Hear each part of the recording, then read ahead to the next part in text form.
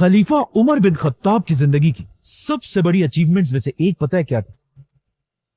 फिरौनों के मुल्क इजिप्ट को फतह करना, जो उस जमाने की दुनिया में सबसे ताकतवर और रिच इलाका था, और जिसे फतह करने के बाद पूरी खिलाफत में मुसलमान जश्न मना रहे थे। लेकिन जैसे ही मुसलमानों ने इजिप्ट को फतह किया, ये एग्जैक्ट वही टाइम था कि जब यहां से बहुत दूर मुसलमानों के जनरल और अल्लाह की तलवार खालिद बिन वलीद अपने मौत के बिस्तर पर आखिरी सांसें ले रहे थे। But wait, let's go back. इस सबसे 4 साल पहले खलीफा उमर ने खालिद बिन वलीद को मुसलमानों की फौज से निकालकर उन्हें खिलाफत की हर पोस्ट से दूर रहने का हुक्म दिया था, जिसके बाद खालिद बिन वलीद आराम से सब कुछ छोड़कर अपने घर चले गए। लेकिन इस टाइम को भी उन्होंने वेस्ट नहीं किया, क्योंकि उन्हें पता था कि उनकी सारी जिंदगी इस्लाम के लिए जंगों में गुजरी है। तो अब पहली बार उन्हें टाइम मिला कि वो तलवार को छोड़कर कुरान को स्टडी करें। लेकिन अपनी ये जिंदगी भी खालिद बिन वलीद सुकून से नहीं गुजार सके, क्योंकि फौज से निकलने के कुछ ही अरसे बाद एक बहुत बड़ी बीमारी ताउन की वजह से खालिद बिन वलीद के ऑलमोस्ट सारे बेटे उनकी आंखों के सामने फौत होने लगे। मतलब खालिद बिन वलीद को जिंदगी के आखिरी हिस्से में अपने सारे जवान बेटों के मरने का गम देखना पड़ा, और उनके सिर्फ 3 ही बेटे जिंदा रहे, जिनमें से एक बाद में खलीफा अली रज़ियल्लाहु अन्हु की फौज में जंगे सिफ़ीन के दौरान शहीद हो गए। खालिद बिन वलीद की वफात से पहले लोग दूर दूर से आकर उनसे आखिरी बार मिलने लगे, जिनमें से एक बहुत ही क्लोज फ्रेंड जब खालिद बिन वलीद से आकर मिले तो खालिद बिन वलीद ने उसे अपने जिस्म पर लगे जख्म दिखाए और उससे पूछा कि क्या तुम्हें मेरे जिस्म पर ऐसी कोई भी जगह नजर आ रही है जिस पर तलवार या नेज़े का कोई जख्म ना हो। उस शख्स ने हैरान होकर कहा कि वाकई आपका जिस्म तो पूरा का पूरा जख्मों से भरा हुआ है। जिस पर खालिद बिन वलीद ने अपने इस दोस्त से कहा कि क्या इन जख्मों को देखकर तुम्हें समझ नहीं आ रही कि मैंने हर जंग में शहीद होने की बहुत कोशिश की है, कि मैं तो अकेले अपने घोड़े के साथ हजारों की फौज के अंदर घुस जाता था, लेकिन फिर भी मुझे कोई ना मार सका, और आज मैं यहां एक बीमार ऊंट की तरह अपने बिस्तर पर शर्म के साथ मर रहा हूं। जिस पर उनके दोस्त ने कहा कि क्या मतलब, आपको पता नहीं है जब रसूलुल्लाह सल्लल्लाहु अलैहि वसल्लम ने आपको सैफुल्लाह, अल्लाह की तलवार का टाइटल दिया था, उसी वक्त यह बात क्लियर हो चुकी थी कि आपको अल्लाह की तलवार खालिद बिन वलीद को कोई भी किसी भी जंग में तोड़ नहीं सकता। यह सुनकर खालिद बिन वलीद के दिल को आखिर थोड़ा सुकून मिला और वो आराम से अपने बिस्तर पर लेट गए। और इसके कुछ ही अरसे बाद इस्लाम के तारीख के सबसे बड़े जनरल, रोमन और पर्शियन एम्पायर की ताकत को तोड़ने वाले, दमिश्क और जेरूसलम को फतह करने वाले और यमामा और यरमूक जैसी अजीम जंगें जीतने वाले अल्लाह की तलवार खालिद बिन वलीद अपने छोटे से घर में सिर्फ एक घोड़ा और कुछ तलवारें छोड़कर इस दुनिया से चले गए। May peace be upon him. Khalid bin Walid Syria की सिटी होम्स में फौत हुए थे, जहां पर आज तक उनकी खबर है।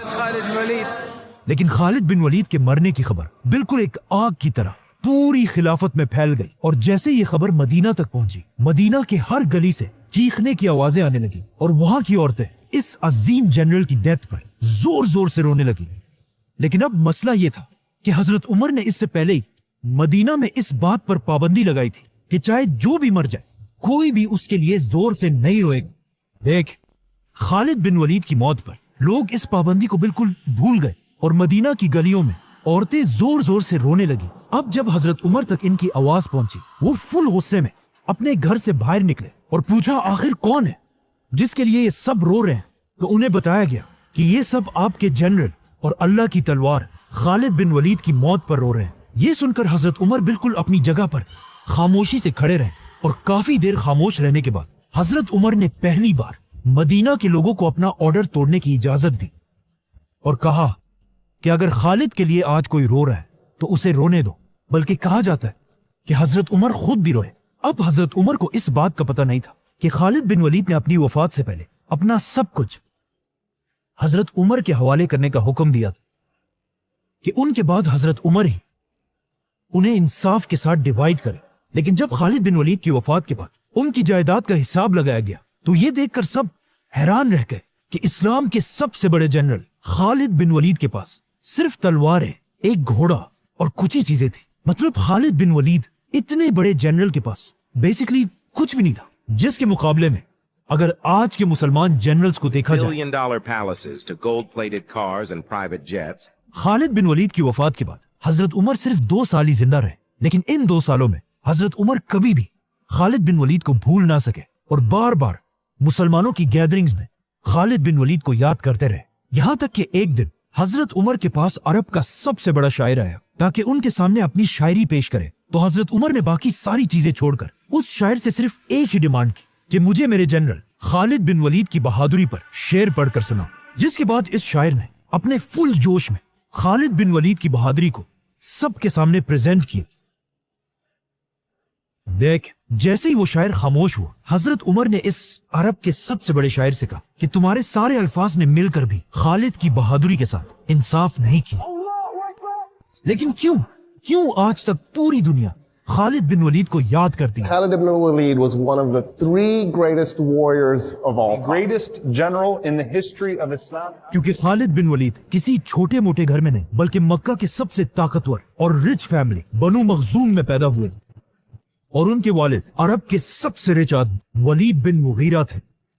مطلب خالد بن ولید کے والد کے پاس اتنا زیادہ پیسہ تھا کہ ان کی دولت کے بارے میں قرآن میں بھی بتایا گیا ہے، چھوڑ دو مجھے اور اس آدمی کو جسے میں نے اکیلا پیدا کیا، اسے میں نے بہت بڑی دولت دی، اس کے پاس رہنے والے بیٹے دیے اور اس کے لیے لیڈرشپ کا راستہ آسان بنا دیا.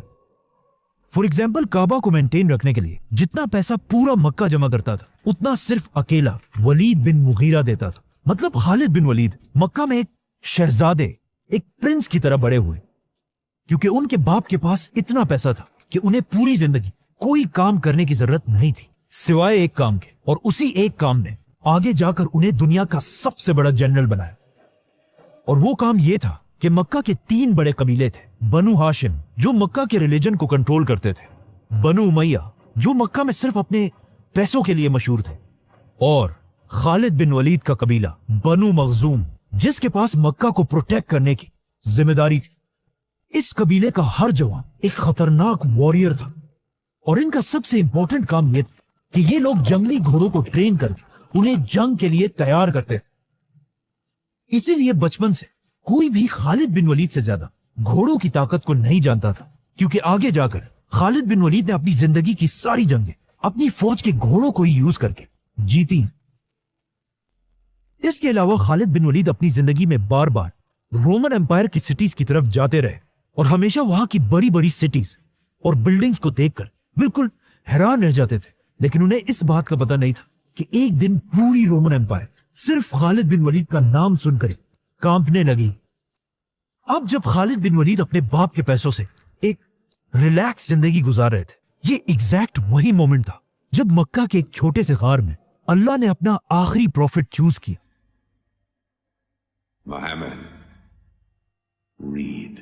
اور یہاں سے دنیا میں ایک بہت بڑا چینج آنے لگا، کیونکہ رسول اللہ صلی اللہ علیہ وسلم مکہ میں آہستہ آہستہ اسلام پھیلانے لگے، جس سے پہلے تو مکہ کے سب سے غریب لوگ اسلام کی طرف آنے لگے. لیکن صرف ایک ایسا آدمی تھا جو مکہ میں سب سے امیر ہونے کے بعد بھی رسول اللہ صلی اللہ علیہ وسلم کی باتوں سے امپریس ہونے لگا، ولید بن مغیرہ، جو بار بار رسول اللہ صلی اللہ علیہ وسلم کے پاس جا کر ان سے قرآن سنتا تھا. لیکن آہستہ آہستہ مکہ میں یہ بات پھیلنے لگی کہ ولید بن مغیرہ عرب کا سب سے امیر آدمی مسلمان ہونے والا ہے. تو اب ولید بن مغیرہ نے قرآن کو صحیح جان کر بھی صرف اور صرف لوگوں کے ڈر سے اسلام سے پیچھے ہٹنا شروع کیا. اور صرف یہی نہیں بلکہ اسلام کا سب سے بڑا دشمن بنا اور پورے مکہ میں یہ بات پھیلا دی کہ محمد ایک جادوگر، میجیشن ہے. ولید کی اس حرکت سے مسلمانوں کو اتنا نقصان ہو کہ اللہ نے خود قرآن میں اسے جواب دیا. پھر وہ پلٹا اور غرور سے آخر کہا، یہ کچھ نہیں، بس پرانے زمانے کا ایک جادو ہے اور انسان کی بنائی ہوئی باتیں ہیں. بہت جلد میں اسے دوزخ میں ڈالوں گا، اور تمہیں کیا پتا کہ دوزخ کیا ہے. اس آیت کے کچھ ہی عرصے بعد ولید بن مغیرہ تو فوت ہو گئے، लेकिन मक्का में मुसलमानों पर जुल्म इतना बढ़ गया कि अब उसे और बर्दाश्त करना इम्पॉसिबल था। तो मजबूरन मक्का के सारे मुसलमान हिजरत करके मदीना की तरफ शिफ्ट हुए और यहां पर इस्लाम की पहली रियासत बनाने लगे। अब जब मुसलमान यहां मदीना में थे तो वहां खालिद बिन वलीद पता नहीं किस काम से अरब को छोड़कर